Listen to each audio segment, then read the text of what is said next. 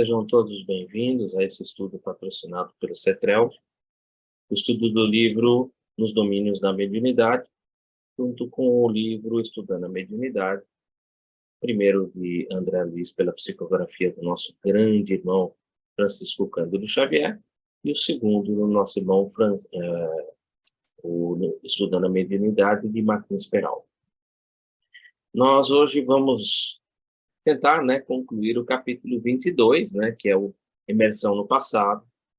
Semana passada a gente conversou um pouquinho, já fizemos a introdução desse capítulo. Nós estamos no capítulo 22.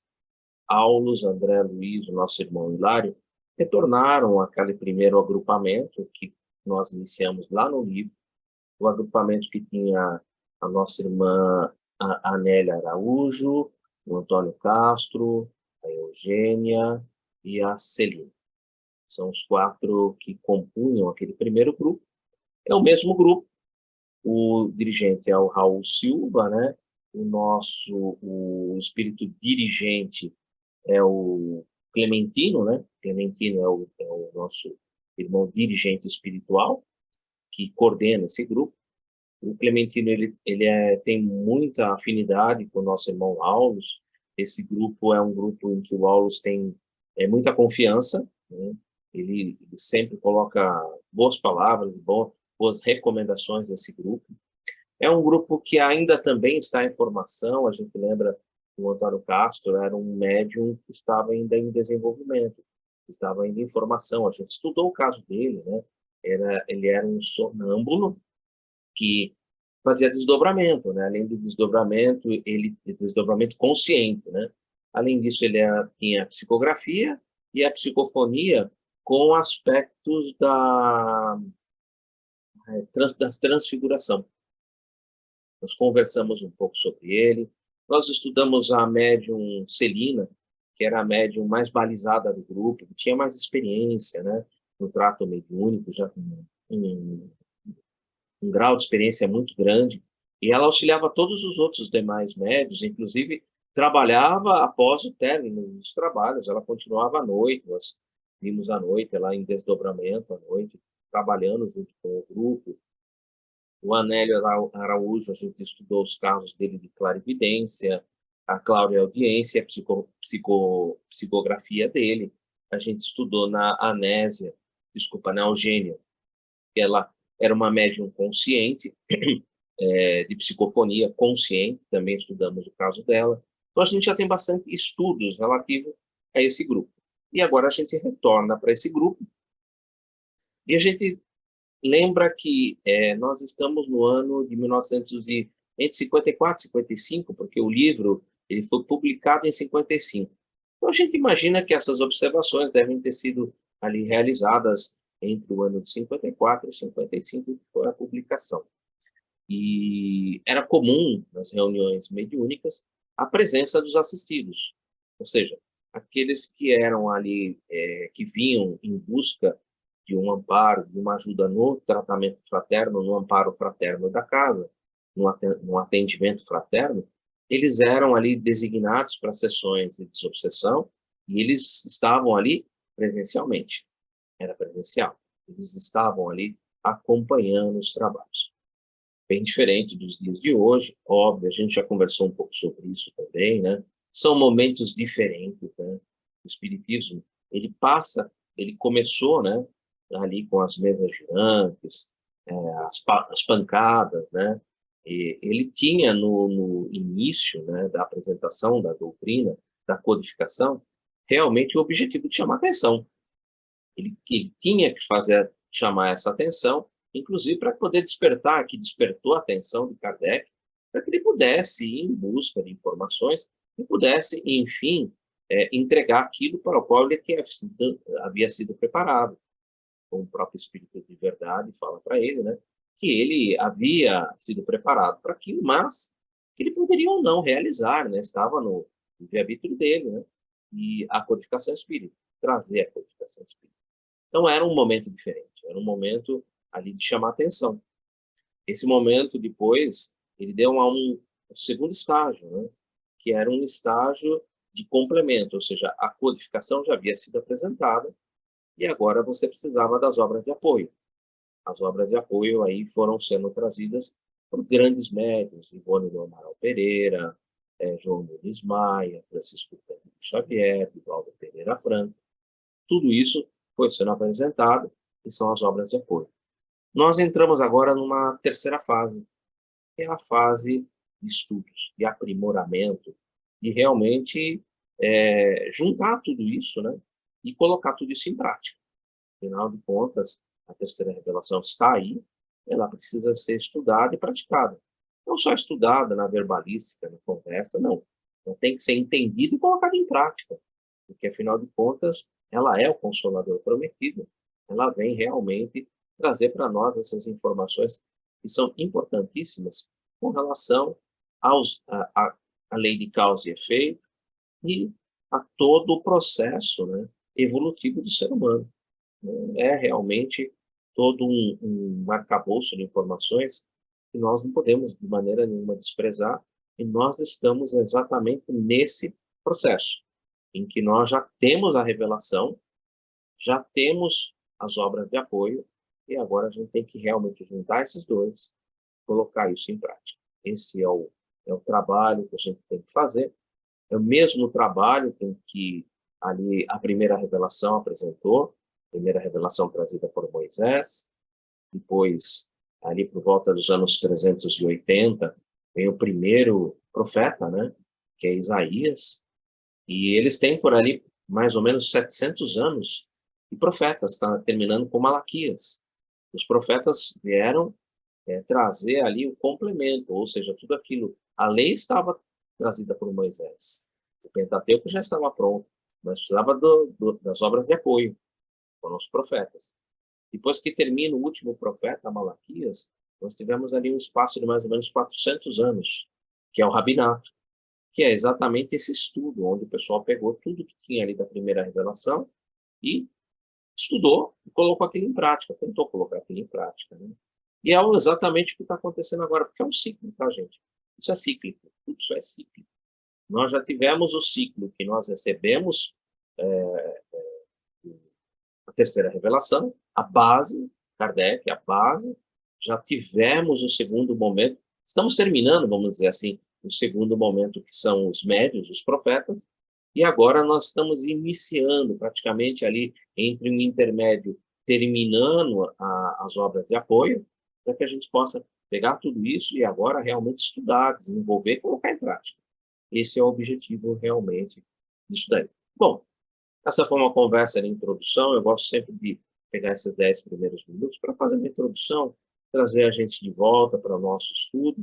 Nós estamos estudando o capítulo 22, a imersão no passado.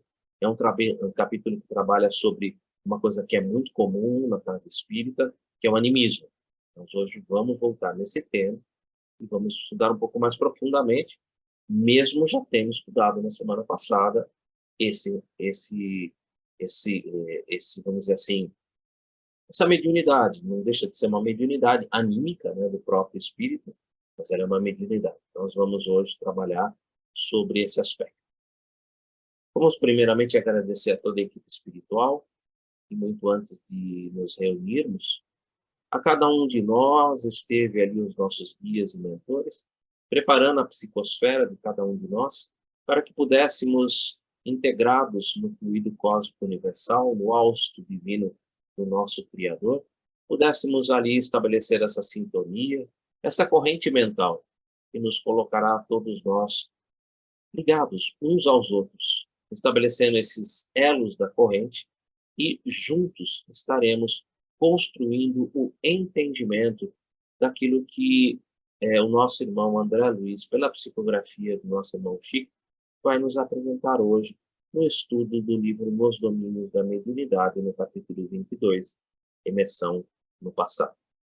Esse estudo é muito importante para todos nós, como eu falei, uma obra de apoio, e a espiritualidade amiga estará nos amparando, nos intuindo, nos inspirando, para que cada um de nós possa ali extrair todo o potencial desses ensinos, essas reflexões tão importantes na nossa vida, tão importantes na nossa convivência, tão importantes para a nossa vida como espíritos imortais.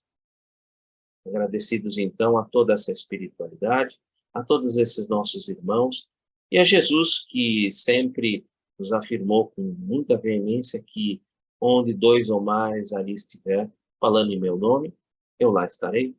E nós sabemos que em pensamento, ele sempre está conosco. As suas vibrações podem ser sentidas por cada um de nós. E assim, agradecidos, vamos iniciar os nossos trabalhos na noite de hoje, estudando o livro Nos Domínios da Mediunidade, com a prece que o próprio Mestre Jesus nos ensinou. Pai nosso que estás nos céus, santificado seja o vosso nome, venha a nós o vosso reino, seja feita a vossa vontade, assim na terra como nos céus. O pão nosso de cada dia nos dai hoje. Perdoe as nossas dívidas, assim como nós perdoamos os nossos devedores. E não nos introduzas em tentação, mas livra-nos de todos os males, que assim seja, graças a Deus, graças ao Mestre Jesus. Uma boa noite para todos, sejam todos muito bem-vindos. Vou compartilhar a tela com vocês e a gente vai continuar a partir do slide 24, foi o último slide que a gente viu a semana passada, semana retrasada. Desculpa, a semana passada não estava aqui, então me perdoem, né? Então a gente teve que pular uma semana. Mas eu vou voltar no último slide, ele faz o último comentário sobre o animismo. E aí vai começar uma saraivada de perguntas do nosso irmão Hilário, perguntas muito interessantes e que vão abrir um leque de entendimento que é muito importante para todos nós que trabalhamos dentro das lides espíritas. Vamos, então, compartilhar para a gente poder estudar um pouquinho sobre isso.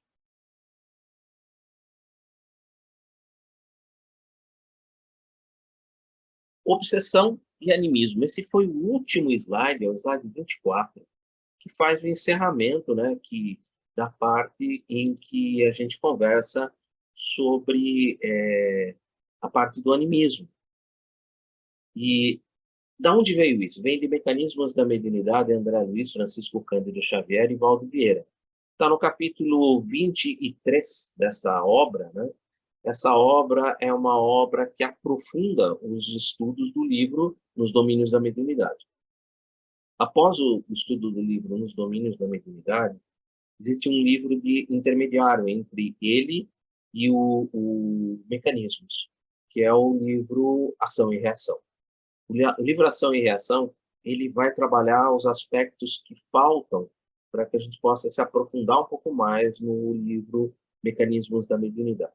O livro Mecanismos da Mediunidade, como eu estava já iniciei conversando, ele traz sempre um resumo aprofundado daquilo que foi apresentado nos domínios da mediunidade, e ali os instrutores vão mais fundo, vão buscar mais informações, vão trazer mais informações sobre o próprio mecanismo, sobre o próprio fenômeno em si, como ele ocorre, a maneira como ele ocorre. E isso realmente você vai encontrar um grande estudo de profundidade dentro desse livro. Vejamos o que o instrutor nos coloca nesse trechinho do livro que eu trouxe. Em muitos casos, conforme as circunstâncias, qual se dá no fenômeno hipnótico isolado, pode a mente cair nos estados anômalos, de sentido inferior, dominada por forças retrógradas que a imobilizam, temporariamente, em atitudes estranhas ou indesejáveis. Nesse aspecto, surpreendemos multiformes processos de obsessão, nos quais inteligências desencarnadas de grande poder senhoreiam vítimas inabilitadas à defensiva, detendo-as por tempo indeterminado em certos tipos de recordação. Vou dar uma paradinha aqui. Ele está falando exatamente do aspecto que nós estamos vendo, dessa Nossa Senhora, que nós já estudamos o caso dela, que ela tem uma cristalização mental, o espírito, que é o obsessor, ele simplesmente aparece à distância, não há nenhuma ligação mental, não se estabelece nenhum vínculo mental, não se tem um processo obsessivo, um processo mediúnico ali, de transe mediúnico. Não, não acontece nada. Ele apenas está detendo-a por tempo indeterminado em certos tipos de recordação. Ela vê e se recorda, porque o processo reencarnatório, que deveria ter ali, vamos dizer, obnubilado, colocado um véu sobre o passado, por esse passado ser muito forte, muito rígido, e por estar cristalizado, ele venceu esse processo reencarnatório. E daí ela, vendo, ela recorda. E aí, continuando. Segundo as dívidas kármicas, aqui se acham presas. Ela está presa a uma dívida kármica do passado. Frequentemente, pessoas encarnadas, estamos falando dela, nessa modalidade de provação regeneradora, modalidade de regeneração e provação regeneradora, são encontráveis às reuniões mediúnicas, muitas vezes, tá, gente? Mergulhadas nos mais complexos estados emotivos, quais se personificassem entidades outras, quando, na realidade, experimentam a si mesmas, a emergirem da subconsciência nos trajes mentais em que se externavam noutras épocas, sobre o fascínio constante dos desencarnados que as subjugam. Uma fascinação. Percebem que o linguajar, quando você vai para mecanismos, ele é um linguajar mais complexo, mais complicado. É um livro realmente que exige um pouco mais de atenção. É um livro que, para ser estudado, ele realmente vai precisar de um esforço bem grande, tanto daquele que apresenta o material, quanto daqueles que ouvem, porque a linguagem em si, ela é densa e com muitas coisas. Se você olha, eu não estudei, eu não me aprofundei nos domínios da mediunidade. Eu não estudei, eu não aprofundei no livro Ação e Reação. Você pegar esse livro de cá e ler ele é difícil. Realmente ele é pesado, porque você lendo só esse parágrafo, se você não tem o caso, que era o caso lá dos domínios da mediunidade, você fica meio que perdido. De onde está surgindo essas informações? Que negócio é esse de alguém aproximando certos tipos de recordação, dívidas kármicas que se acham presas? Você percebe que os dois livros estão intimamente ligados. Se você não estudou o livro anterior, não se aprofundou no anterior, o Mecanismos ele fica realmente muito difícil de ser entendido. Muito mesmo. Tem partes no livro do Mecanismo que, se você não se aprofundou em ação e reação, é quase ininteligível, porque você não tem a base que você precisava. Então, realmente, é uma construção, tá, gente? Se vocês realmente um dia desejam ir a fundo em mecanismos da mediunidade, ideal é partir para o próximo estudo do ação e reação. E aí realmente você já vai ter um cabedal de conhecimento que permite pegar o mecanismo e ler uma boa, que você sabe de onde está surgindo as coisas. Elas não estão surgindo do nada. Elas estão vindo de um passado que foi construído e que agora vai ser aprofundado. Tá? Por isso que eu quis trazer esse trechinho do livro Mecanismos, para vocês verem como as obras estão muito ligadas uma na outra. E sem você estudar essa que nós estamos estudando, que é a base, né? Nos domínios da mediunidade, o mecanismo realmente fica bem difícil. Não é um estudo muito fácil. Mas, hoje a gente vai começar as perguntas. Então, vamos para as perguntas do nosso irmão lá, do Hilário, né? Vamos retornar ao nosso livro, né? Deixa eu só colocar o controle para cima. Retornando ao livro, né? Hilário. Poderíamos, então, classificar o fato no quadro de mistificação inconsciente? Mistificação inconsciente. Essa é uma palavra que aparece dentro da doutrina espírita, né? Algumas pessoas usam mistificação. A palavra mistificação, ela poderia usar um sinônimo aproximado de mentira, falsidade, ou seja, algo falso, uma mentira. É isso que ele está perguntando. Nós poderíamos classificar isso como uma mentira inconsciente ou uma falsidade inconsciente? Aulus meditou um minuto e ponderou. Veja a resposta desse livro. Muitos companheiros matriculados no serviço de implantação da nova era sobre a ED, o amparo do Espiritismo, vêm converter na teoria animista num travão um freio, um obstáculo injustificável a lhes congelarem preciosas oportunidades de realização do bem. Portanto, não nos cabe adotar como justas as palavras mistificação inconsciente ou subconsciente para batizar o fenômeno. Nós estamos falando de um fenômeno real, verdadeiro, que ocorre inúmeras vezes dentro de uma casa espírita, não só dentro de sessões, tá, gente? De sessões de desobsessão, onde, teoricamente, ali já teríamos os médiuns mais experimentados, às vezes ocorrem ali também, tá, gente? Ocorre.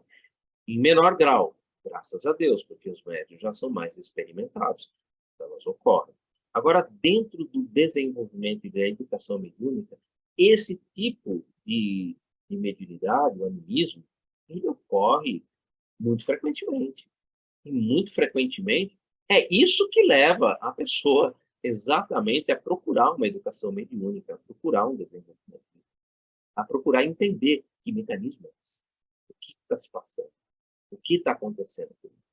Então, isso acontece bastante, muitas vezes dentro da educação mediúnica, dentro do desenvolvimento mediúnico.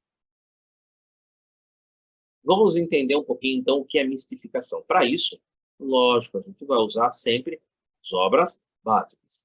Nunca vamos fugir das obras básicas. Allan Kardec, o Livro dos Médiuns, capítulo 27, item 330, a primeira pergunta.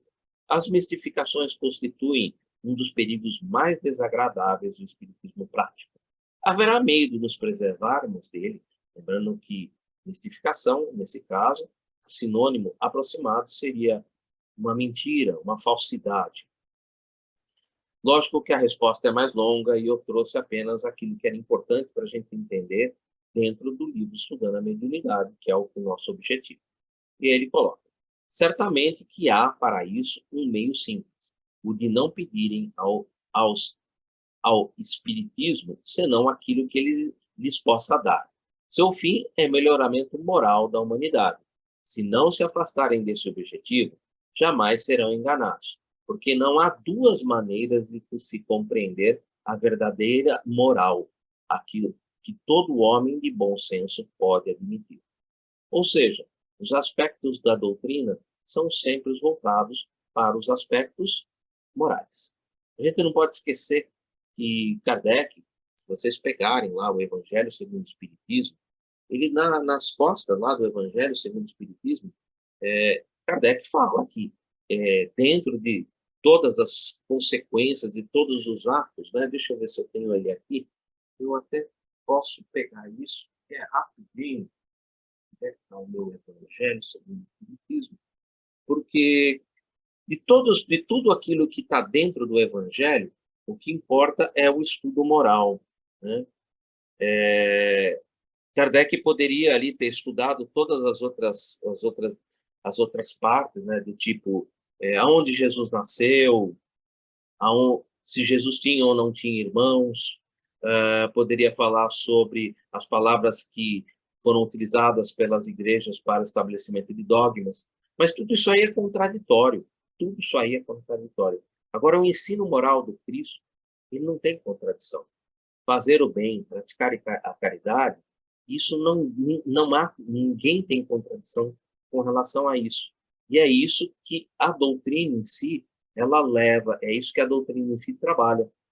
Então, a gente não deve pedir coisas que sejam diferentes disso em um melhoramento moral da humanidade. Se a gente realmente ficar preso ao ensino moral e à aplicação do ensino moral sobre nós mesmos, isso é realmente o que se espera da doutrina espírita. Afinal de contas, ela não é uma doutrina moralista. Ela não é uma doutrina, eu não estou aqui para moralizar ninguém. Ela é uma doutrina moralizante. Eu estou aqui para revelar os aspectos morais da doutrina e a pessoa aplicar esses aspectos a si própria e se moralizar, né? Então, porque a construção do reino de Deus é pessoal, íntima e intransferível. E isso é cada um que aplica em si próprio, né? A gente chama isso de construção íntima, né? Alguns chamam de reforma íntima, né? Mas, na verdade, a ideia é de uma construção que vai sendo edificada, uma edificação vai sendo construída, né, dentro de cada um de nós. Ele continua, né? O papel dos espíritos não consiste em lhes informar sobre as coisas desse mundo, mas em guiá-los com segurança no que possa ser útil a vocês para o outro mundo. Quando falam do que diz respeito a esse mundo, é o que julgam necessário, porém, não porque o peçam. Se acham, se acham nos espíritos o substituto dos adivinhos e dos feiticeiros, então é certo que serão enganados. Ou seja, se você for lá perguntar alguma coisa do tipo, que cor eu devo pintar minha casa, que cor eu devo usar o vestido de casamento da minha filha, ou que cor eu devo, sei lá, qualquer coisa que seja, nossa, do mundo material, é óbvio que vai aparecer ali alguém, algum espírito, para falar para você. Entendeu? Você vai ser enganado, com certeza, com certeza. Agora, se você está ali buscando, em busca de um ensino moral, em busca de uma reflexão sobre um determinado tipo de atitude, problema, eles sempre vão te trazer palavras de encorajamento, palavras que vão te exaltar a você a refletir sobre aquilo que você está fazendo, mas nunca vão te dizer faça isso ou faça aquilo, porque isso seria uma violação até mesmo do nosso próprio livre-arbítrio. Então, a gente precisa ter muita consciência daquilo que a gente pede, daquilo que a gente deseja, uma conversa séria com os nossos irmãos espirituais. A charge que eu coloquei aí embaixo, ela é bem clara para esse tipo de coisa, né? Paga o quanto o senhor quiser para trazer o meu marido de volta, né? E o outro, sinto muito, mas ele disse que cobre todas as suas ofertas, né? É bem por aí, tá, gente? Então, cuidado, né? Porque esse tipo de coisas, espíritos que são das falanges do bem, que trabalham pela moralização do ser humano, pela elevação do padrão vibratório do planeta Terra, eles estarão sempre trabalhando sobre os aspectos morais e nunca nos aspectos que dizem respeito à vida do cotidiano. Essa é para nós. Nós estamos aqui exatamente para exercitar isso, né? Não adianta você pegar os seus problemas do dia a dia e entregar para Deus. Deus vai simplesmente falar, vai olhar para você e vai falar: toma, porque esses são os seus problemas. É para isso que você veio no mundo. É para que você pudesse exercitar esses problemas, para que você pudesse usar os recursos do mundo que você tem aí à sua disposição para o desenvolvimento moral, para o desenvolvimento da paz, da felicidade, para a prática da caridade. O homem deve agir por si mesmo. Deus não manda os espíritos para que lhe aplane a estrada material da vida, mas para que lhe preparem o futuro. É Kardec isso, tá, gente? Eu não saí de Kardec ainda. Um outro livro muito importante, a gente inclusive já fez um estudo desse livro, entre 94 e 98, a gente estudou esse livro lá no CEPREL, que é o livro Diretrizes de Segurança, Mediunidade, de Divaldo Franco e Raul Teixeira. São perguntas que foram remetidas a Divaldo Franco e que foram respondidas por Joana de Ângeles, e perguntas que foram remetidas a Raul Teixeira e que foram respondidas por Camilo. São os espíritos que acompanham esses nossos irmãos, são os mentores, né, que acompanham esses nossos irmãos, Raul Teixeira e Divaldo Franco. A pergunta que foi apresentada para eles é uma pergunta muito interessante, exatamente sobre o que nós estamos conversando. Qual a diferença entre animismo e mistificação? Pergunta direta e que está diretamente ligada àquilo que a gente está conversando e à pergunta estabelecida por Hilário, né? Afinal de contas, Hilário perguntou a Aulus, isso aqui seria uma mistificação inconsciente? Raul, ou seja, quem responde é Camilo. Encontramos em O Livro dos Médiuns, mais exatamente no capítulo 19, item 223, primeiro a quinto, eu só coloquei o primeiro, mas isso vai mais até o quinto, né? Allan Kardec discutindo e apresentando uma questão muito importante e muito grave, que é a circunstância em que o espírito do próprio médium, no estado de excitação de variada ordem, transmite a sua mensagem. Nos processos de regressões de múltiplas procedências, a alma do encarnado se expressa, chora suas angústias, deplora suas mágoas guardadas na intimidade ou apresenta suas virtudes e conquistas, suas grandezas, também guardadas no íntimo. Esse fenômeno, em que o próprio espírito do médium se expressa como qualquer tipo de bagagem, nós chamaremos de anima. Ou seja, é aquilo que o anima, né? O próprio espírito traz o seu passado. São recordações do passado, em que ele ali, em determinados momentos, expressa essas recordações.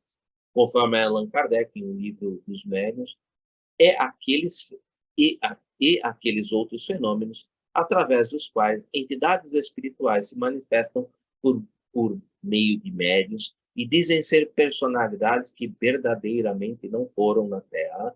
Esses denominaremos de mistificação. Allan Kardec teve a oportunidade de estudar o Livro dos Médiuns, na parte em que apresenta as dissertações mediúnicas, capítulo 31.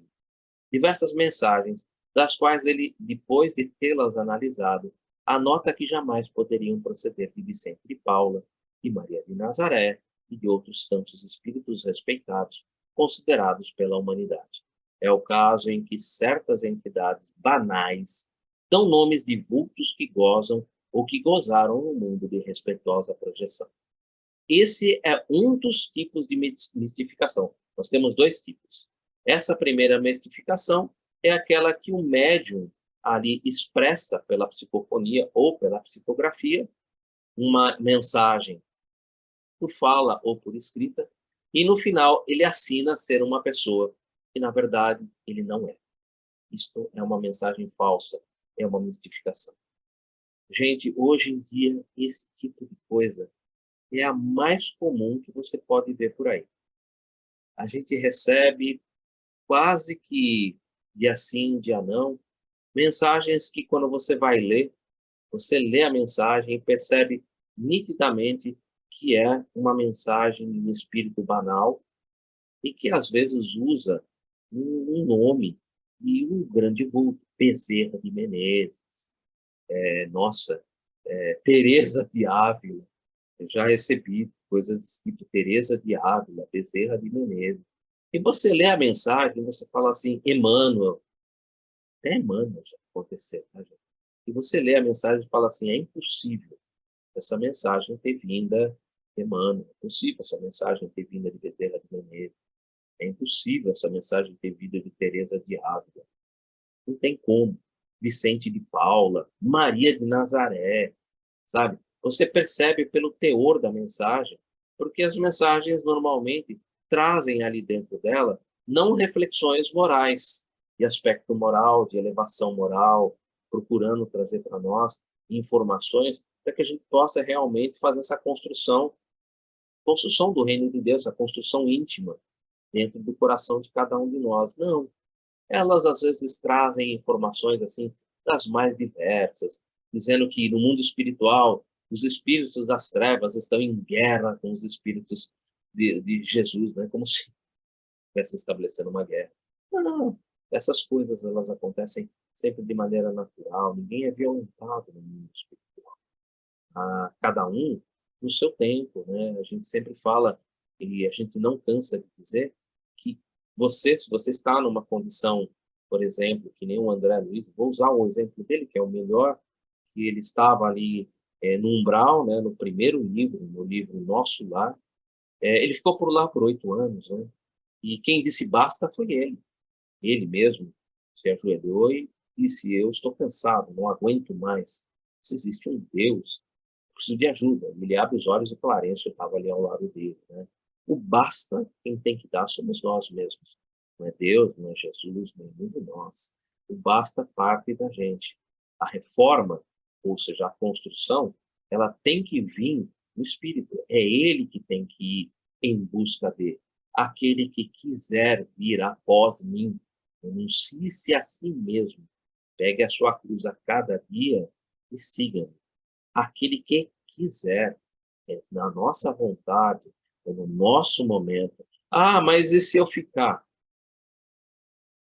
Quem pode garantir se a gente já não foi realmente degradado de capela, ou degradado de outros mundos, e de muitos outros? Saber, né? porque depende de nós, depende do nosso esforço, depende da nossa vontade. Deus, Jesus, não violenta corações. Eles apresentam o caminho. Eu sou o caminho, eu sou o caminho da verdade e da vida.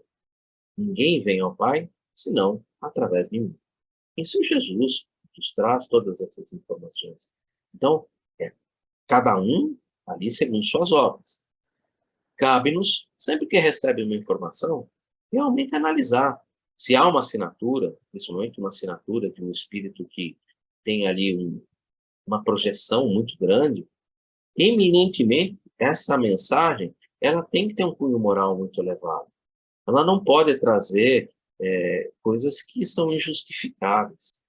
O capítulo 31, Kardec traz uma série de mensagens que vale a pena, está ali exatamente nas dissertações mediúnicas, que vale a pena cada um de nós pegar e ler essas mensagens. Porque vocês vão ver que Kardec nos chama atenção a pequenos detalhes. Às vezes a mensagem está recheada de reflexões muito positivas, mas lá no meio tem um problema que vai gerar discórdia, que vai gerar desunião, que vai gerar problemas. E é isso que eles normalmente costumam fazer. Eles trazem uma mensagem repleta de jargões, de palavras bonitas, de jargões muito conhecidos, e lá no meio eles colocam um trechinho que vai ocasionar a desunião, a desestruturação do grupo. Precisa tomar muito cuidado. Então, é uma advertência muito importante e a gente precisa ficar muito de olho, principalmente nessas assinaturas de grandes grupos. Não se esqueçam que o nosso irmão Divaldo Pereira Franco, ele uma vez, ele foi conversando com a mentora dele, que é Joana de Ângeles. Joana de Ângeles falou para ele que Teresa de Ávila gostaria de escrever algumas obras por intermédio dele. Porém, Teresa de Ávila, ela se encontra num padrão espiritual bastante elevado. E que, então, Joana pedia que Divaldo estabelecesse uma sintonia mais elevada, que procurasse entrar num estado vibratório um pouco mais elevado, para que a nossa irmã Teresa, mesmo indo para um padrão vibratório mais baixo possível para ela pudesse ali estabelecer sintonia com Divaldo, e Divaldo pudesse psicografar as obras que Teresa gostaria de trazer para nós. Ele tentou isso por 2 anos, gente, e ele não conseguiu. Ele não conseguiu. Então, ele teve que fazer uma ponte. Teresa de Ávila passava para a nossa irmã, que é a mentora dele, a Joana de Ângeles, e Joana de Ângeles passava as informações para Divaldo. Divaldo psicografou o livro, lógico, ele assinou como Teresa de Ávila, porém ele faz uma ressalva no final do livro.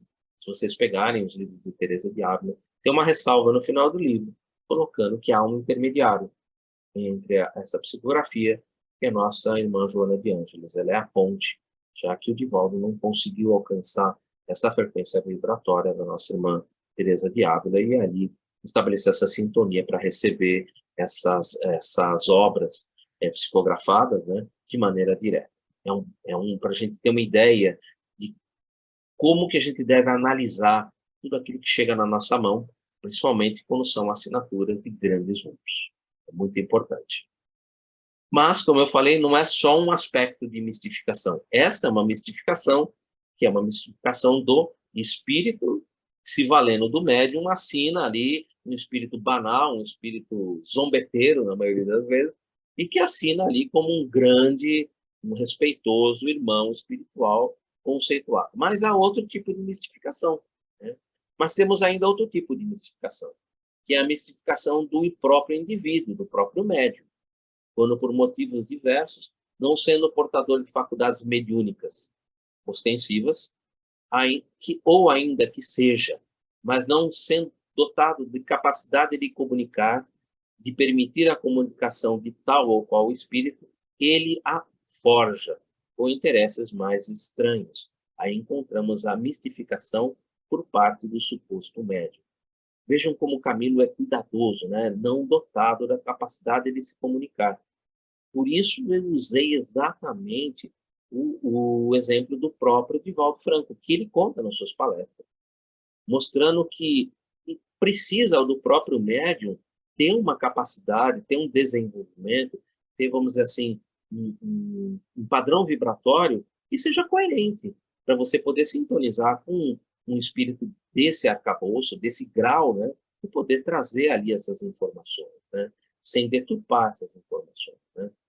Então, aí, quando isso acontece, nós encontramos a mistificação por parte do suposto médium. Essa mistificação ela é muito problemática para o médium. Realmente, ela traz problemas severos para o médium. Logo quando se começa a fraudar, a mistificar, por quaisquer interesses, no início é o próprio indivíduo e sua mente doente, mas, a partir daí, passa a atrelar-se a entidades mistificadoras, submetido então à influência espiritual. A princípio, a criatura é mistificadora, sem ser propriamente médium, mas isso depois advém a sociedade. Aí vem a obsessão, né? De forças, surgindo o engodo, surgindo a isca. No primeiro impulso era fruto do encarnado, depois os espíritos completam. Foi perguntado a Chico Xavier e publicado no livro No Mundo de Chico Xavier, capítulo 26, se alguma vez ele teria sido alvo de mistificação por parte dos espíritos. Ele disse que sim.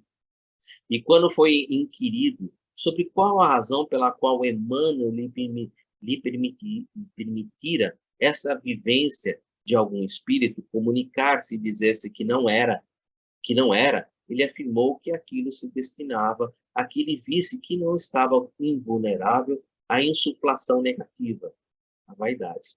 E esses espíritos, gente, quando eles veem essas oportunidades, eles fazem uma massagem no seu ego, eles fazem uma massagem na sua vaidade, eles vão pulindo você e vão tirando você do caminho.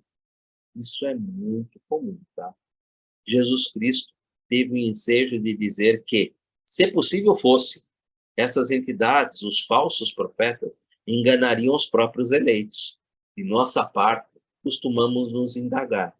E nós ainda que somos apenas candidatos. Imagina, né? A gente está realmente sujeito a esse tipo de situação. Cabe-nos sempre orar e vigiar. Orar e vigiar para não cair em tentação.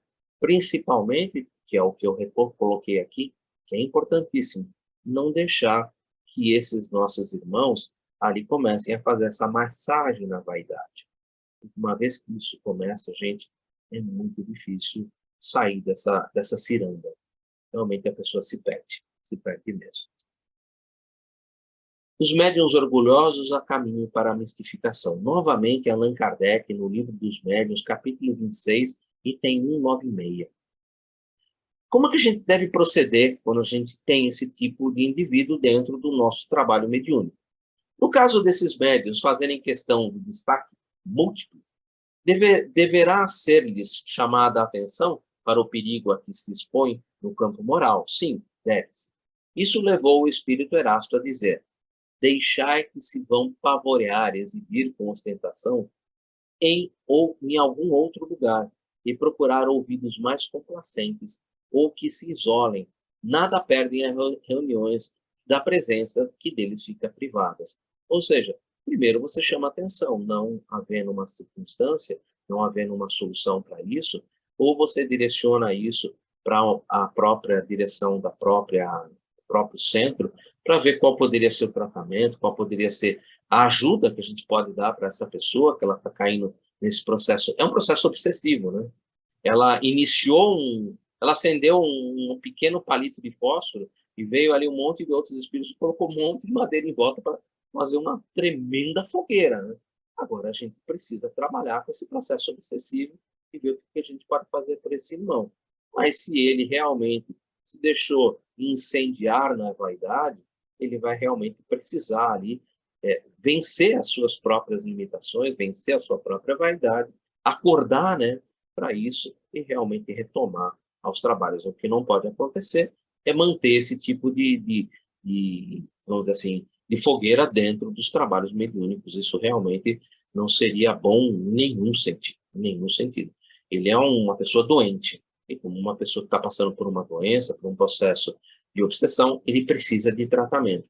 E existem locais apropriados para esse tipo de tratamento dentro da casa mediúnica, isso se ele desejar, respeitando, lógico, o livre-arbítrio do nosso irmão. Vaidade realmente é um problema muito sério. Retornando ao uso.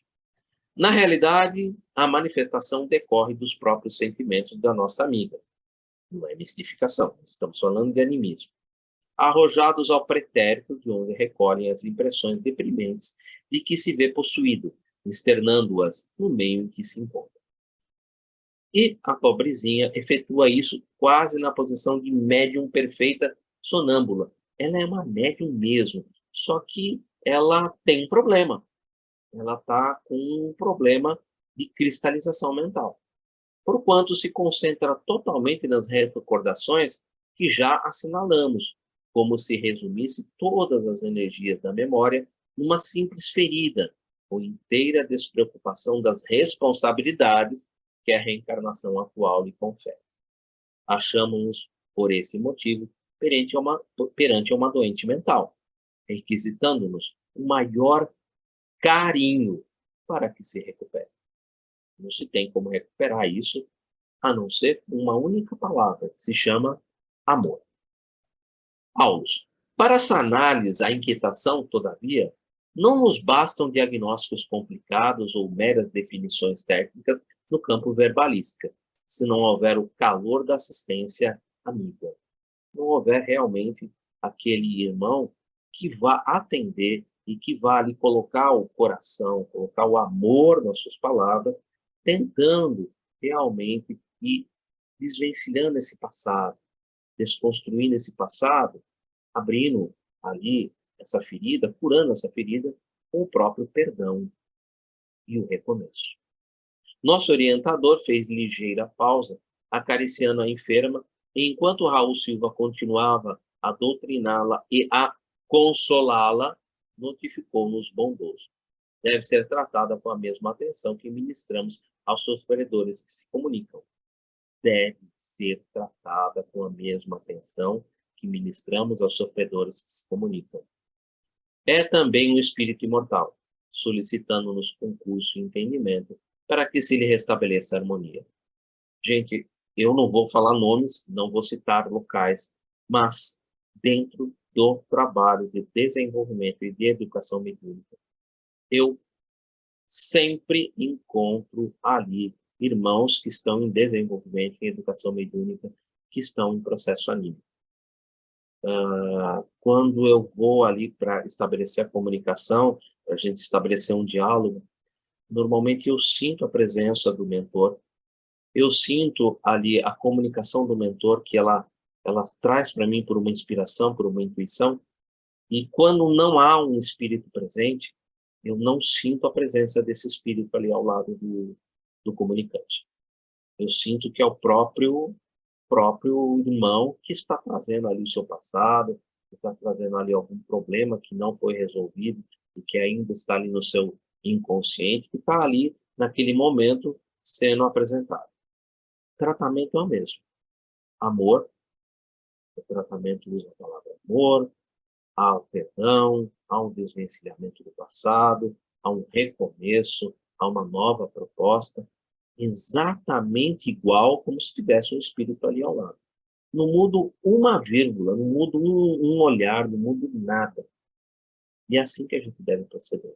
Porque, como ele coloca, é também um espírito imortal, solicitando-nos o concurso e o entendimento para que ele restabeleça a harmonia. Se você faz isso com um espírito que está se comunicando por ele, por que você não vai ajudar o seu próprio irmão que está passando por uma dificuldade? Seria um contrassenso completo fazer algo diferente disso. Total contrassenso. Total falta de caridade, total falta de amor, total, sei lá, é impressionante pensar de uma maneira diferente. Deve se tratar da mesma maneira. A ideia de mistificação talvez nos impelisse a desrespeitosa atitude diante do padecimento moral. Por isso, nessas circunstâncias, é preciso armar o coração de amor, a fim que possamos auxiliar e compreender. Um doutrinador sem tato fraterno, apenas lhe agravaria o problema, porque, a pretexto de servir à verdade, talvez lhe impusesse corretivo importuno, ao invés de socorro providencial. Percebe que situação complicada, né?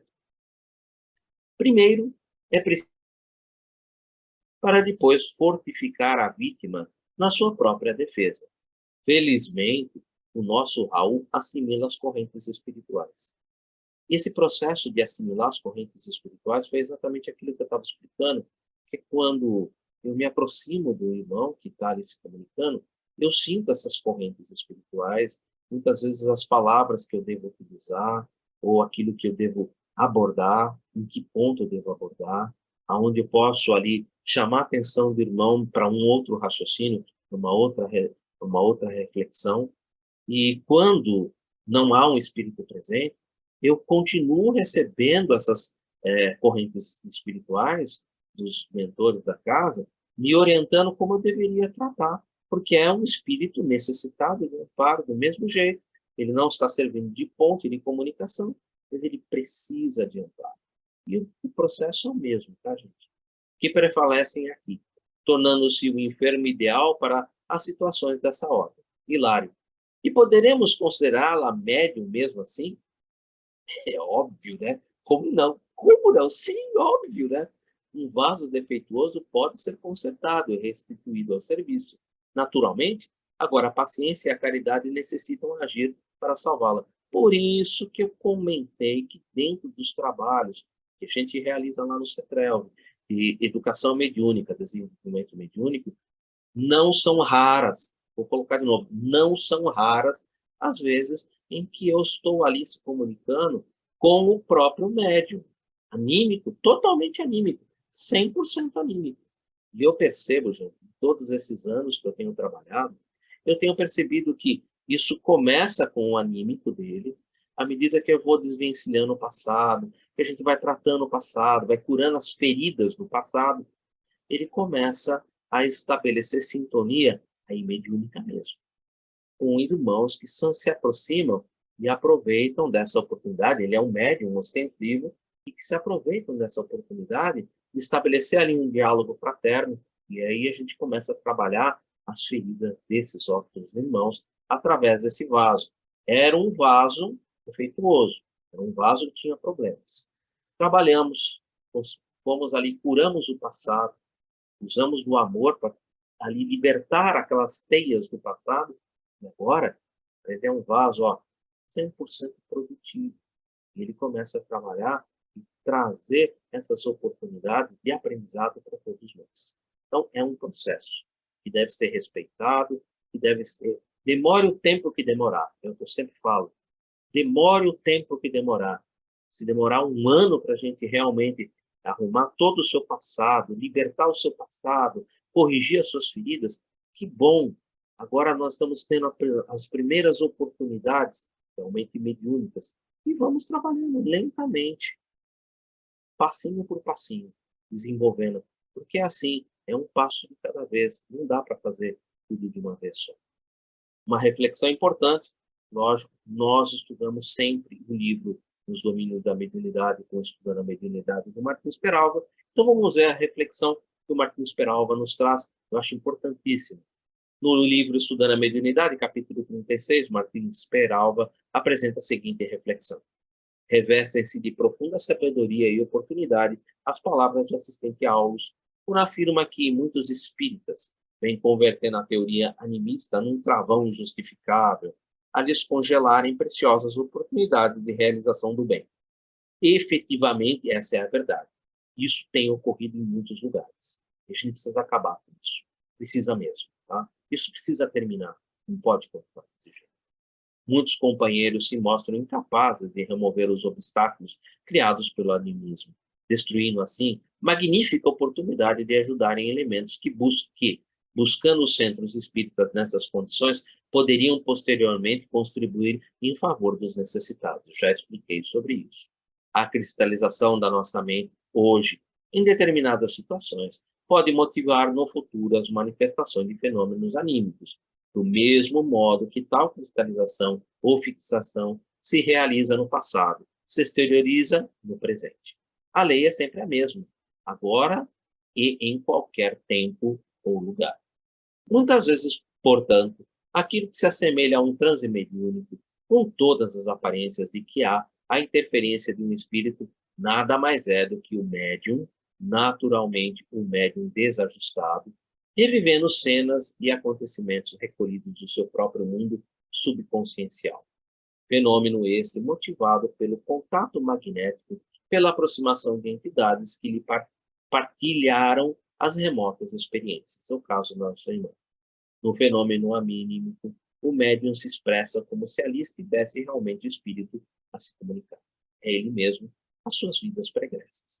O médium, nessas condições, deve ser tratado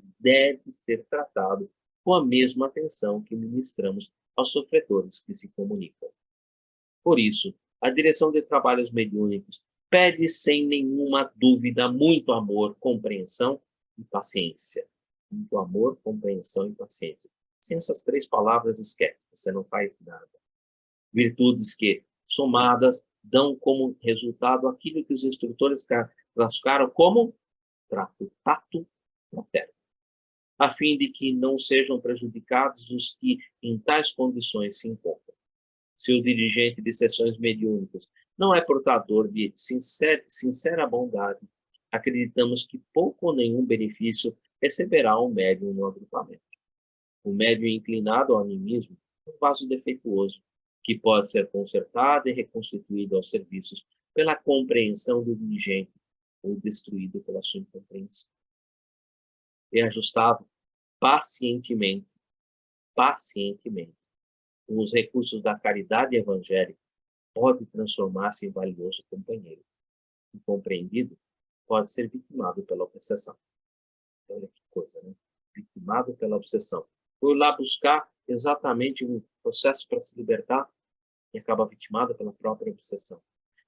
Imaginemos agora o que pode ocorrer se uma criatura em tais condições busca um núcleo mediúnico, onde apenas funciona o intelectualismo pretensioso, seguido da doutrinação periférica, sem o menor sentido de fraternidade. Ao invés da compreensão, tal criatura encontrará, sem dúvida, a ironia e a má vontade, acompanhadas, via de regra, do comentário maledicente. Ao invés de companheiros interessados no seu reajustamento, encontrará verdugos fantasiados de doutrinadores. Ao invés do socorro que faz indispensável, ver-se-á defrontada impiedosamente por companheiros, às vezes até bem intencionados, que em nome da verdade, ou melhor, das suas verdades, não lhe compreenderão o aflitivo problema. A consolação e a prece, seguidas do esclarecimento edificante, são os recursos aplicáveis ao caso. Nós vamos ver que são exatamente os recursos que Raul Silva está usando. E concluindo, é oportuno perguntar-nos: podem os serviços mediúnicos prescindir do Evangelho e da doutrina? A resposta cada um encontrará na própria consciência. Retornando ao livro, né? Nossa irmã deve ser, e aí Aulus, né? Nossa irmã deve ser ouvida na posição em que se revela, como sendo em tudo desventurada, infeliz mulher de outro tempo, e recebida por nós nessa base, para que use o remédio moral que lhes estendemos, desligando-se, enfim, do passado. O assunto não comporta desmetimento, retratação, porque, indiscutivelmente, essa mulher existe ainda nela mesma. A personalidade antiga não foi tão eclipsada, tão encoberta pela matéria densa como seria de desejar. Ela renasceu pela carne, sem renovar-se em espírito. Isso André Luiz concluindo, né? Reflexão importante de Aulus. Aí, Aulus, após essa reflexão de André Luiz, ele dá a sua própria reflexão. E essa reflexão é importantíssima, porque ela nos revela uma coisa que é muito constante em nossos centros. O assistente fixou o gesto de quem mergulhava na própria consciência, à sonda das suas reflexões mais íntimas, e falou como se fizesse de si para consigo mesmo. Ela representa milhares de criaturas aos nossos olhos. Ela representa milhares de criaturas aos nossos olhos. Quantos mendigos arrastam na terra o esburacado manto da fidalguia efêmera que envergaram outrora. Quantos escravos da necessidade e da dor trazem consigo a vaidade e o orgulho dos poderosos senhores que foram em outras épocas. Quantas almas conduzidas à ligação consanguínea caminham do berço ao túmulo, transportando tumores invisíveis de aversão e ódio aos próprios parentes, que lhes foram duros adversários em existências pregressas. Percebem que tudo isso é algo que parece até muito natural, né, gente? Muito natural. Todos podemos cair em semelhantes estados se não aprendemos a cultivar o esquecimento do mal em marcha incessante com o bem. E o poder do perdão. Essa é uma conclusão minha, né? Finalizando, nós estamos finalizando o capítulo. Senhor, quantas vezes poderá pecar meu irmão contra mim para que eu lhe perdoe? Essa é uma pergunta feita por Pedro, né? A Jesus, né? Será até 7 vezes? Respondeu Jesus. Não te digo até 7 vezes, mas até 70 vezes 7 vezes. Ou seja, infinitamente. Mateus capítulo 18, versículos de 15, 21 e 22.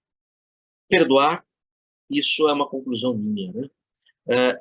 Essa conclusão, ela tem muita base dentro de um filme que eu gosto muito de recomendar. Quem puder, quem não assistiu, assista. Chama-se A Cabana. Esse é um filme imperdível. O filme A Cabana, se você tem alguma dúvida do poder libertador do perdão, assista esse filme. Esse filme vai te esclarecer sobre o poder libertador que o perdão pode oferecer a uma pessoa. Quando ela realmente perdoa, quando ela realmente abre o perdão. Esse abrir a mão que eu estou fazendo aqui, você vai entender assistindo o filme. Quem não conhece o filme, assista, por favor. Chama-se A Cabana. Esse filme é imperdível e você ali vai compreender o poder do perdão. Perdoar faz bem ao corpo e para a alma. Todos nós almejamos a felicidade e para ser feliz é necessário viver em harmonia, buscando a paz interior. Buscando a paz interior é estar quite com a sua própria consciência. Para isso é necessário manter a consciência tranquila e o coração livre de sentimentos negativos, como ódio, rancor e mágoa. Além de tudo, estudos científicos comprovam que o aparecimento de certas doenças físicas pode estar relacionado ao sentimento humano. Isso é realidade. Eu não estou escrevendo aqui uma coisa que é irreal. Basta você abrir a internet e procurar, você vai encontrar isso, diversos estudos provando isso. Nossos pensamentos funcionam como emissores e receptores de energia. Se alimentamos o egoísmo, o ódio, o orgulho, o rancor, certamente atraímos energias maléficas para o nosso corpo e o nosso espírito. Abrimos portas para os obsessores, brechas espirituais. O perdão sincero é capaz de proporcionar aquilo que chamamos de paz de espírito, liberdade. Você vai entender o que é se abrir a mão assistindo um filme, tá? Ou seja, nos garante a consciência tranquila, livre de paixões nocivas, consequentemente diminuímos também o risco das doenças, tá? Mas o perdão também é importante para aquele que é perdoado. Todos nós somos espíritos em evolução na busca pela perfeição e cometemos erros. Há de se considerar que o erro é necessário para o nosso aprendizado. Nem sempre a intenção do ofensor é nos prejudicar e é necessário dar a ele nova oportunidade, assim como a providência divina proporciona a todos nós, cada vez que reencarnamos. Onde estaria a justiça de Deus se não houvesse chance de correção? Às vezes, o peso da culpa é muito maior do que o ato praticado. A consciência. A própria consciência nos cobra a regeneração diante das falhas. Textos sem referência bibliográfica, pois trata de uma conclusão própria, lógico que com colaboração de muitos.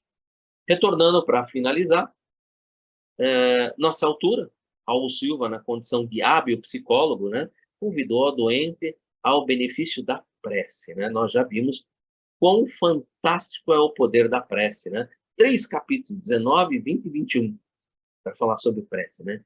Competia-lhe a ele suplicar ao céu a graça do ouvido, do esquecimento, né? Cabia-lhe expungir, eliminar, expurgar o passado da imaginação de maneira a pacificar-se. E, singularmente comovido, recomendou-lhe repetir em companhia dele as frases sublimes da oração dominical, o Pai Nosso. A pobre senhora acompanhou docilmente. Ao término da súplica, mostrava-se mais tranquilo. O precimoso amigo, traduzindo a colaboração do mentor que o acompanhava, nós estamos aqui falando do Clementino, não é do Alves, né? Nós precisamos lembrar que o Raul Silva, ele é assistido pelo Clementino, tá? Então, esse moço amigo, traduzindo a colaboração do mentor que o acompanhava, Clementino, solícito, rogou-lhe considerar, acima de tudo, o impositivo do perdão aos inimigos para a reconquista da paz. E, em lágrimas, a enferma desligou-se das impressões que a imobilizavam no pretérito, tornando a posição normal. Enquanto Raul Silva lhe aplicava passes de reconforto, o assistente comentou, finalizando o nosso capítulo. Outra não pode ser, por enquanto, a intervenção espiritual em seu benefício. Pela enfermagem espiritual bem conduzida, reajustar-se a pouco, retornando ao império sobre si mesmo e capacitando-se para o desempenho de valiosas tarefas mediúnicas mais tarde. Capacitando-se para o desempenho de valiosas tarefas mediúnicas mais tarde. Ou seja, é um processo, como eu falei. Isso é um processo que às vezes pode demorar anos, às vezes menos tempo. Mas é um processo que você tem que ir trabalhando carinhosamente, com muito amor. Sempre dá certo se você colocar o amor no coração. Estimaríamos a possibilidade de continuar analisando o caso sobre nossa vista. Contudo, a outra senhora doente passou de improviso ao transe agitado, ou seja, outra médium, né? Que agora vai entrar num transe mediúnico que vai ser o objetivo do nosso próximo capítulo. E era preciso estudar, fazendo melhor. E com isso a gente termina o capítulo 22. E queria realmente abrir para a gente comentar um pouco, falar um pouco e tirar todas as dúvidas sobre animismo e mistificação. Se ficou alguma dúvida, gente, por favor, coloque aí para a gente, vamos tentar esclarecer isso. E se você tem alguma coisa sobre animismo, pode colocar, apresente para a gente. Hoje nós temos aí a presença do Marco Antônio, e ele também tem um grupo mediúnico dele, que ele tem lá o desenvolvimento, a educação mediúnica, e eu gostaria que, se possível, depois ele colocasse alguma coisa nesse sentido, porque como eu percebo normalmente nos grupos de estudo, principalmente educação, desenvolvimento, uma quantidade anímica às vezes muito grande, às vezes o médium é puramente anímico, e eu tenho tratado, como o Paulo sempre fez, é um atendimento normal, não muda nada. Mas eu gostaria também de ouvir as informações que ele tem, e se ele pode trazer, agregar alguma coisa. Ele tem muito, muito mais experiência do que eu. Começando pela Márcia, por favor. Eu não tenho nenhuma experiência mediúnica, mas eu vou falar rapidamente para não atrapalhar o Marco Antônio, que ele deve ter bastante coisa para falar, mas só uma observação. Aí na questão das doenças, foi tratado aí nos últimos slides, né? Essa questão das doenças físicas e como isso tem sido tão ativamente relatado em congressos médicos. A AME, a Associação Médico Espírita, tanto a de São Paulo, como a de Osasco, como a do Brasil, como a internacional, traz isso em muitas literaturas novas. E até nesses vídeos que eu tenho colocado semanalmente no grupo do Congresso Médico que teve ano passado, nós ainda vamos chegar, deve ser acho que a quarta ou quinta palestra que ainda vai falar sobre isso, que eles picaram bastante estão dividindo os vídeos em 30 minutos. Mas eles relataram muito isso, como tem sido transformados sintomas físicos que a própria pessoa cria, doenças, sintomas, e eles têm estudado bastante isso. Então, esses vídeos que eu estou colocando no grupo semanalmente vai tratar bastante disso daí ao longo das semanas que eu vou postando. Mas a parte de animismo é com o Marco Antônio, que eu não tenho nem animismo, nem desanimismo, não tenho nada. Até sair do grupo Tem que imaginar, mediúnico por isso. tem que imaginar. Francesco, Né, seu obrigado. Francesco? Eu só do grupo mediúnico, ó. Obrigado, Márcia, por compartilhar com a gente esses vídeos, realmente são importantes. Doenças psicossomáticas hoje são realmente um campo que tem sido muito, muito pesquisado, né?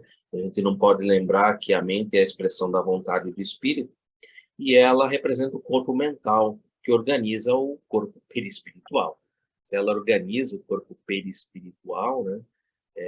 Se a mente tem problemas, o corpo perispiritual vai refletir esses problemas.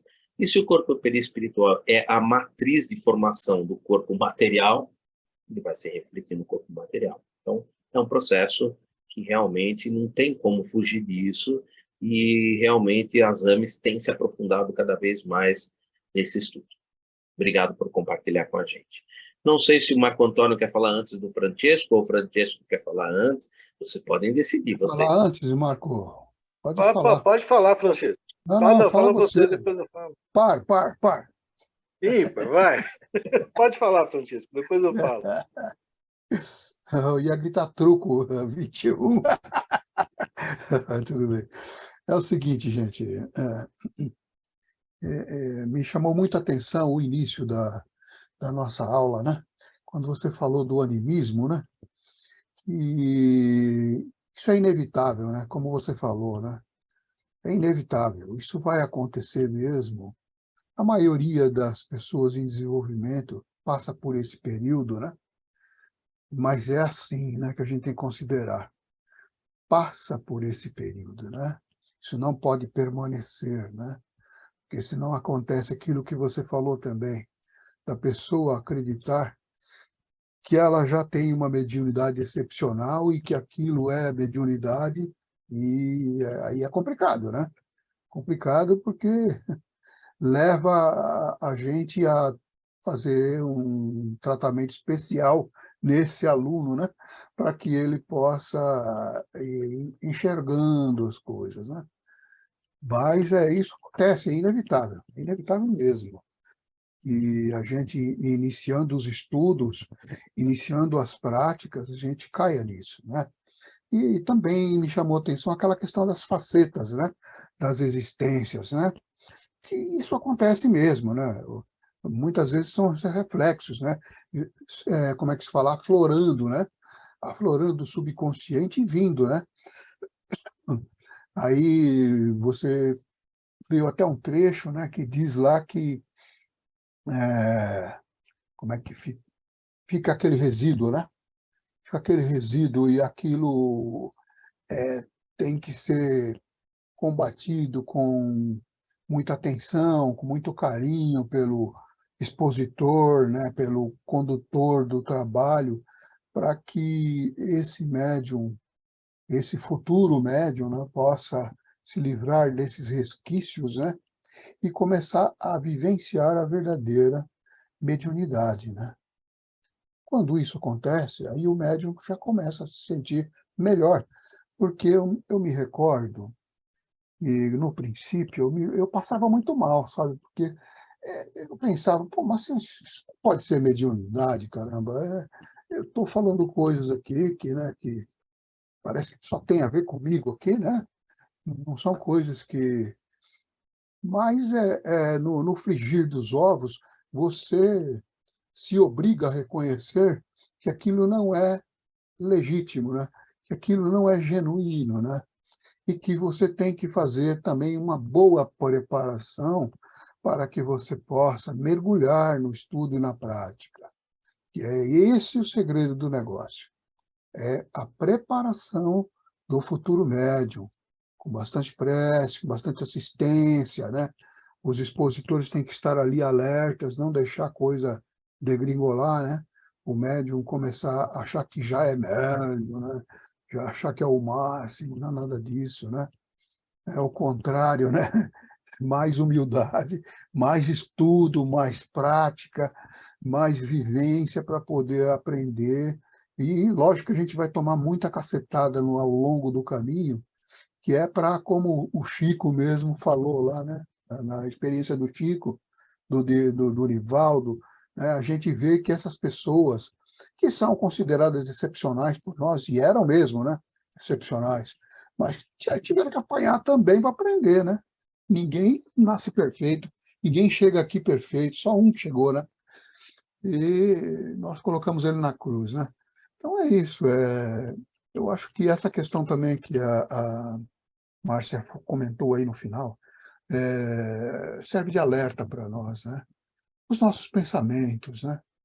Os pensamentos têm que ser policiados, a gente tem que aprender a controlar os nossos pensamentos. Pensamentos bons. É como você falou, a mão aberta já diz tudo, né? Se você perdoou, né? Então você tem que esquecer aquilo. Aquilo acabou, morreu, não existe mais. Aquela energia, ela é diluída, ela some, desaparece, porque aquilo não faz mais parte da sua personalidade. A partir do momento que a gente continua mantendo o rancor, continua mantendo o ódio, acaba nisso mesmo, acaba numa geração de doença. Pensamento negativo descontrola todo o nosso sistema físico e endócrino e acaba destruindo tudo, gerando doenças que a gente nem imagina que existam, né? Mas existem. Estamos aí tratando um monte de gente aí nas casas espíritas por causa disso, né? E agora mais ainda, depois dessa pandemia, quantas pessoas que não estão aparecendo aí, necessitando dessa preciosa atenção, dessa preciosa caridade. E se a gente não passou por isso e não se corrigiu, a gente não tem a capacidade de ajudar, a gente não tem a consciência desperta. É isso. Obrigado, Francesco, pela colaboração. É sempre importante trazer pensamentos, compartilhar pensamentos. Muito obrigado. Experiência agora com o Marco Antônio. Marco Antônio é o homem das experiências. Nem tanto. Não mesmo. Nem não mesmo. Mas assim, eu vou me ater a um assunto que é o animismo. É engraçado e ao mesmo tempo preocupante como essa palavra às vezes assustam as pessoas e mistificam até a palavra animismo, tá? Porque o animismo ele faz parte do desenvolvimento mediúnico. Ele é o primeiro passo para o desenvolvimento mediúnico, tá? Então, quando você está ali, você também tem experiência na sala de estudo, em que a pessoa é anímica, o que a gente não deve fazer é jamais bloquear, muito pelo contrário, incentivar, porque vai passando o tempo, aquele animismo vai passando e a espiritualidade vai chegando. O animismo serve de treinamento para que ele seja um bom médium. Ele vai desconfiar dele, ele vai... Aquelas perguntas sempre, né? Sou eu, é minha cabeça, é uma coisa... Isso vai dando maturidade. Com o tempo, ele vai sentindo que aqueles pensamentos não são deles, que aquilo que ele está escrevendo não é dele, vem. Mas antes passou por animismo. E quando a gente está lá no desenvolvimento mediúnico, mas isso é meu. É lógico que é seu, foi você que fez. Né? Mas e tem espiritualidade aqui? Tem. E vai ter mais daqui para frente. É só você ir treinando, você se soltando. O animismo é um treinamento. E em alguns lugares eu vejo isso, que falou que animismo, então o médium é ruim, então não sei o quê. E só lembrando uma coisa, Jesus era completamente um médium anímico, né? Nem anímico. Ele curava porque ele já tinha Ele não precisava do auxílio da espiritualidade, porque ele já era. Então, assim, o animismo não pode ser uma coisa ruim, ela não é uma coisa ruim. Ela é um passo para você conseguir se sintonizar com a espiritualidade. Eu costumo dizer lá no meu grupo que tudo é uma questão de treinamento. Você vai treinando, e quanto mais você fizer, mais seguro você vai ficar, mais segura a espiritualidade vai ficar de você e vai exigindo cada vez mais de você também, exigindo no sentido assim, colocando mais palavras, colocando mais pensamentos, e isso é ótimo. E a gente nunca vai deixar assim, nós, né, vai deixar de ser um pouquinho anímico, porque tem sempre a coisa nossa ali, tem sempre ali. Isso é uma coisa, o animismo é isso, né, faz parte. Mas a gente precisa tomar cuidado, principalmente nos trabalhos de desobsessão, em qualquer reunião mediúnica, mas no trabalho de desobsessão, por exemplo. Porque pode ter coisa anímica ali? Pode. A gente sabe que pode. Se bem que ali são os médiuns um pouco mais preparados. Mas nem todo dia você está legal, nem todo dia você está bem. Tenho certeza que você já sentiu isso também dentro da sala de uma reunião, de uma desobsessão, que às vezes não é nem anímico, é o médium que está falando. Né? É o médium que está pondo a impressão dele, a posição dele. Ele não teve um dia bom, ele teve um dia ruim, ele está meio sei lá, de paciência curta, de pavio curto. Então, não tem nem animismo ali, é ele mesmo que está colocando a sua impressão. E cabe a gente, como dirigente, como verificar isso também, não cortar isso ali na hora, porque você vai desestimular, você pode causar até uma coisa, mas conversar com o médium, o que aconteceu hoje, meu irmão, como é que tá, assim, porque a gente tem que ser, acima de tudo, acolhedor e para tudo. Às vezes ele está precisando daquilo, ele precisava falar aquilo, ele precisava colocar para fora alguma coisa. Então, isso é muito mais perigoso, é muito mais prejudicial a um trabalho do que o próprio animismo quando você está no desenvolvimento, quando você está em coisa que é o médium que supostamente já é um pouco mais preparado e às vezes não conseguiu aquela conexão, não está bem no dia, não está bem no que está fazendo e acontecem essas coisas. Vou dar um recado para Márcia. Márcia, você disse que você não é nada. Quando você está falando a palestra, quando você está fazendo uma palestra, quando você está fazendo uma reunião mediúnica, você acha que você está sozinha?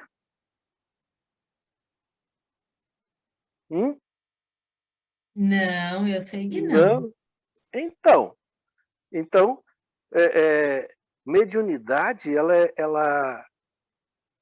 é tão amplo essa palavra e é tão amplo de maneira que ela se manifesta que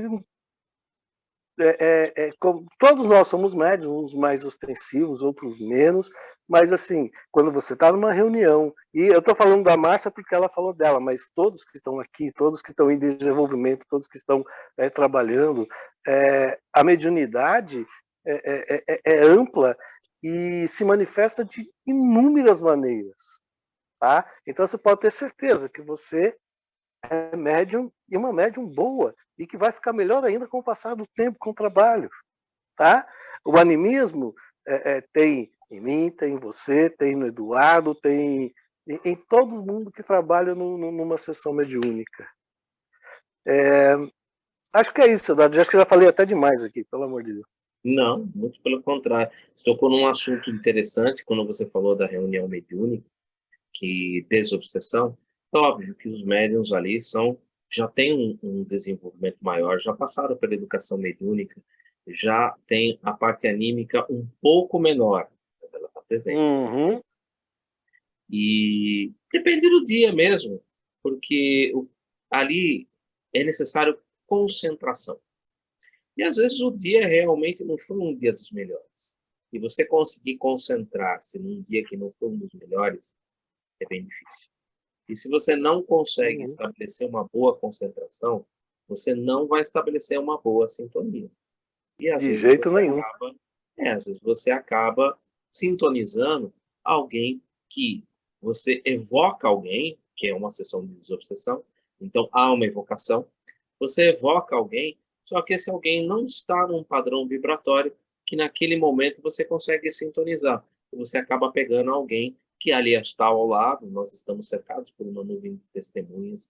Não esqueça que dentro de uma sessão de desobsessão, não tem só aquele que está falando, mas tem muitos que são trazidos para observar e aprender através daquilo que aquele nosso irmão está vivenciando. E às vezes a sintonia acaba pegando um desses, que está ali ao lado. E o médium acaba trazendo, às vezes, a informação, a possibilidade daquele que está ali ao lado. Isso eu já presenciei, isso ocorre.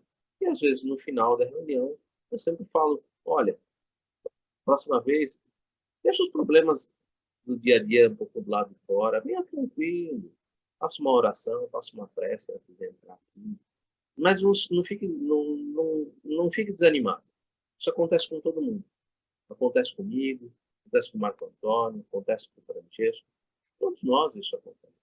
Às vezes, no dia você não está muito bem, não foi um dia muito bem para você, e você não consegue estabelecer realmente aquilo que é impreterível nesse trabalho, que é realmente a concentração. A concentração realmente é muito... Exatamente. É um trabalho. E o perigo, né? O perigo é a mistificação, essa é um perigo bem maior, né?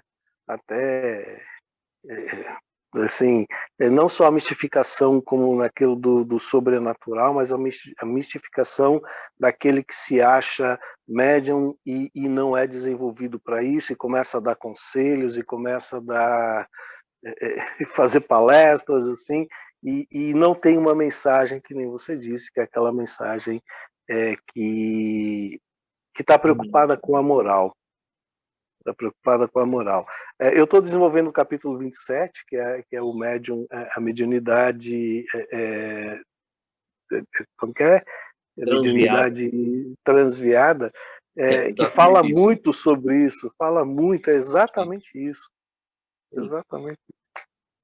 Infelizmente, Bom, é um capítulo que foi estudado, é o capítulo, acho que 17 do livro que nós estudamos anteriormente, que é o Libertação, que nós tínhamos ali um médium que era a mediunidade sem Jesus, né? Ele tratava primeiro do preço e depois ele fazia... E aí vocês viram que era um anãozinho com um grupinho que atendia ali. Então, é uma coisa bem complicada, né? Isso é natural, sabe, gente? Isso é natural, né? Me diga quem tu és, que eu te direi com quem tu andas, né? Depende daquilo que você cultiva, exatamente aqueles que vão estar ali à tua volta, né? Então, orar e vigiar sempre. Marco Antônio, obrigado pela colaboração, obrigado por trazer aí esse complemento importante, né, gente? E vocês, todo mundo que um dia estiverem numa casa espírita, CETREL, em qualquer casa, vocês forem ingressarem num grupo de estudos da casa, normalmente tem uma parte inicial de estudos, e depois vai para a parte realmente do estudo da mediunidade, do desenvolvimento mediúnico, da educação mediúnica. Vão com calma, é comum aquilo que o Marco colocou, eu vejo isso. A primeira parte é sempre muito anímica. Eu costumo até dizer que quando você vai iniciar ali nos trabalhos, eu digo que não é uma fórmula, mas para a grande maioria a psicografia é mais fácil. É um ponto de início mais fácil. E eu sempre falo para a pessoa que está iniciando, olha, normalmente o boa noite é teu, tá? O restante vem depois. Então, às vezes, se você está ali achando que tem alguma... Escreva ali, boa noite. E aí continua. E vai em frente. E vai como que vem na mente. Mas normalmente o boa noite é seu. É normal isso, tá, gente? Inicialmente a gente começa mesmo assim. Então, normalmente o boa noite é seu mesmo. Tem partes que você vai estar ali construindo junto, é natural. O próprio Chico falava que tudo aquilo que ele trazia, aquilo que era colocado nos livros, sempre tinha uma parte mediúnica muito grande, lógico, ele era um médium excepcional, mas também existia uma parte anímica. Não se esqueçam que no livro Consolador, na pergunta 378, a pergunta 378 foi respondida pelo Chico. E quando ele foi para ser analisada pela FEB, porque foram perguntas que foram remetidas pela FEB, o Chico apresentar para Emmanuel e Emmanuel respondesse pela mediunidade do Chico, quando a FEB leu aquela resposta, falou, meu Deus, isso aqui está longe, né? E aí resolveram voltar a pergunta, né, para Emmanuel, né? E Emmanuel falou, olha, realmente, aqui nós tivemos um problema de sintonia mediúnica, quem respondeu foi o próprio médium. A resposta é tal. Verifiquem no finalzinho do livro Consolador, tem essa ressalva ali colocada. E Chico e Emmanuel fizeram questão de deixar essa ressalva ali, exatamente para que nos chamasse a atenção. Olha, não se ache a última bolachinha do pacote, não se ache o suprassumo, porque não é. Não é. Por isso mesmo que eu trouxe aquele trechinho do livro, que é o de perguntas e respostas lá do Camilo, né, que respondeu por Raul, né, mostrando ali que, olha, até o Chico passou por um processo desse tipo, um processo de mistificação, uma mistificação de espírito, né, diferente de mistificação do médium, mas de espírito, né. Então, exatamente para que ele percebesse, não se sentisse vaidoso, não se sentisse o suprassumo, porque não é. Não é. Todos nós estamos sujeitos. E precisamos, então, orar e vigiar. Orar e vigiar para não cair em tentação. Principalmente na tentação da vaidade. Alguém gostaria de colocar mais alguma coisa? Perguntas? Comentários? Somos todos ouvidos. Bom, semana que vem nós vamos para um novo capítulo que a nossa irmã já começou, né? Ela já entrou no transe mediúnico, né? Terminamos o capítulo com o Raul indo atender um próximo transe mediúnico que tem como título Fascinação. Nossa, esse realmente vai ser muito interessante, é um capítulo um pouco mais extenso, também vai ter que ser dividido em 2 lives, a gente vai fazer 2 lives nesse capítulo. O capítulo 23 e o capítulo 24, que é luta expiatória, são comigo. Depois aí volta o Roberto, aí a gente vai trocando de novo. Mas a semana que vem é comigo ainda. A gente vai falar um pouquinho sobre fascinação. É um capítulo fascinante. Que a gente começa a semana que vem comentando um pouco a respeito dele. Quem gostaria de colocar mais alguma coisa, a gente ainda tem tempo.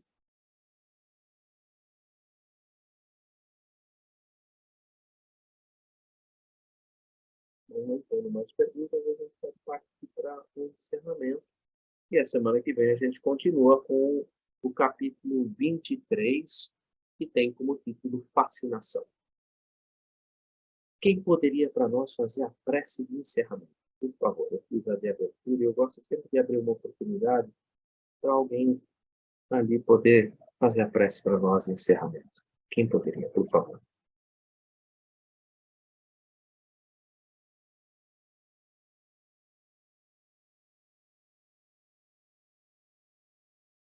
Por favor, gente. Eu faço. Muito obrigado. Opa, Alfredo, por favor. Opa, então, Alfredo.